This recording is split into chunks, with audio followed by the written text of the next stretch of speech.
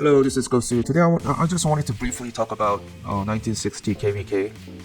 It looks like 1960 easily won the KvK as I predicted. I made a video a few weeks ago saying that given the meta right now, the 1960 cannot lose. The meta right now is one alliance per kingdom meta, and 1960 has full roster of alliance that's packed with quality players that spends a lot. And the key that 1960 will never lose is that the number of golden chests that get every day. The sheer number of golden chests that they get is ridiculous. They get about 100 days per day of speed ups. That means in 30 days they get about 3,000 days of speed ups. That's the reason why 1960 won't lose. They already have the best gears available, and now they can sustain longer than all other kingdoms just through the number of speed ups they get from the golden chest. They will outlast anybody if the number of camps that they have is evenly matched in a KvK. So I think at one point there was a kingdom that was so big, so large, so powerful that nobody could have gone against them, and they didn't have any matchmaking for months. I think 1960 is kind of in this similar spot now. They have demonstrated that as a one alliance kingdom, they can outlast anybody. So what's the only way that 1960 can lose? Well, KvK, they have evenly numbered camps. 1960 won't lose. The only way for 1960 to lose is if the opponents have more number of camps. For example, in a 6-camp situation, you might have to go 4 versus 2 against 960, or even 5 versus 1. In this KvK, now that we're looking back, I think they might have won 2 versus 4 with 1093 even. Who knows?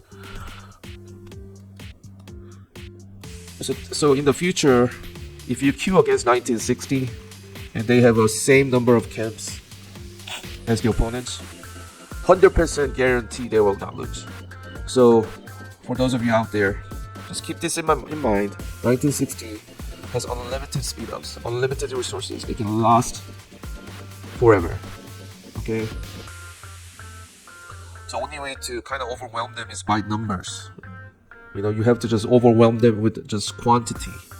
With the quality, you cannot win. They will outlast you. They'll drain you. They get 100 days of speed ups per day. That's more than like a month worth of speed ups that normal ACs get. So I think a lot of people are missing the point that 1960, they just don't have not only the good accounts, but their ability to sustain. That's the biggest issue.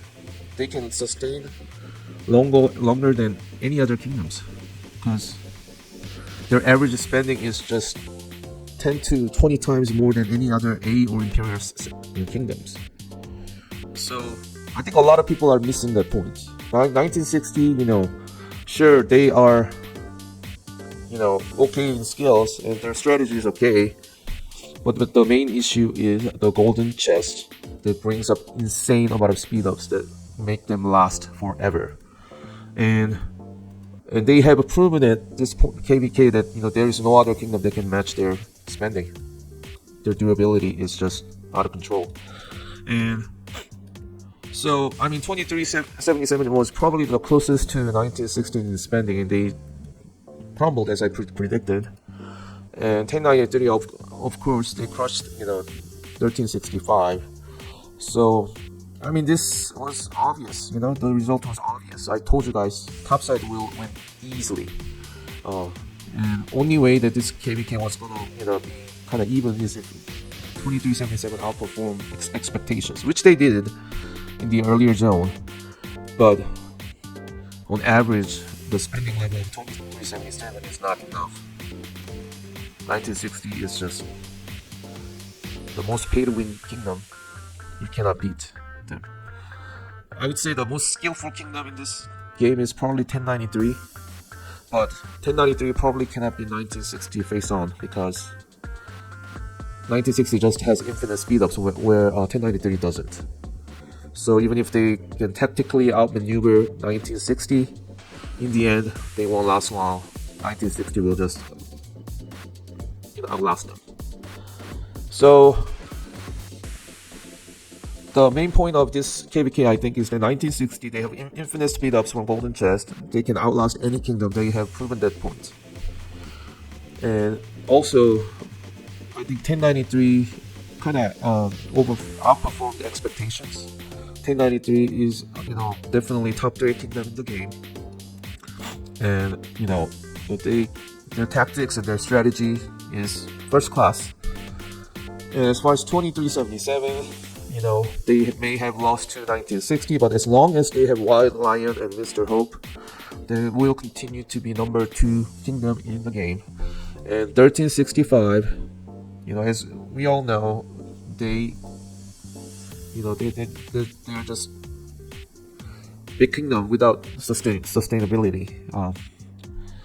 I knew that they would disappoint bottom side, and they did exactly that. They couldn't even compete against the 3ACs.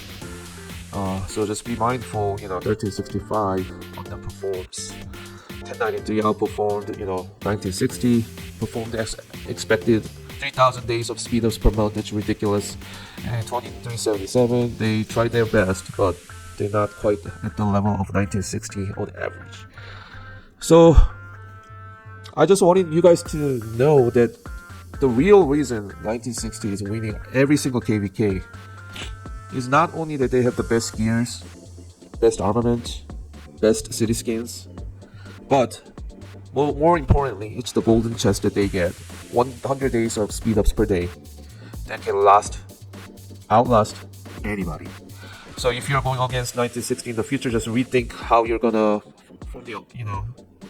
deploy, because they can probably 1 versus everybody if they're not going against 1093 or 2377. If there's no such opponent, they can probably 1 versus all of you. So I don't know if this is a problem they're gonna face. In the future, the Diplo gotta be really considerate of how much speed ups they get from Golden Chest. They can outlast everybody. It's ridiculous. So I'm curious as to how 1960 will do next KvK. I'm almost sure they're gonna win every KvK from now on, as long as the Diplo goes evenly. I hope people wake up and realize the power of 1960. Okay, don't feed them easy wins, obvious wins. I almost think that 1960 intentionally lost the first zone just to make this KvK a little bit interesting. It could be just a conspiracy, but if they won this zone, this KvK hype would have been way down. So they probably knew they were gonna win, and they may have lost this zone initially against 2377 on purpose. So just be mindful of that. 1960 is on another level, and they have proven that in this KvK. And next time they enter KvK, the Diplo team that's going against them needs to really think about how they will outlast all of you. Okay? Alright, have a great day, guys.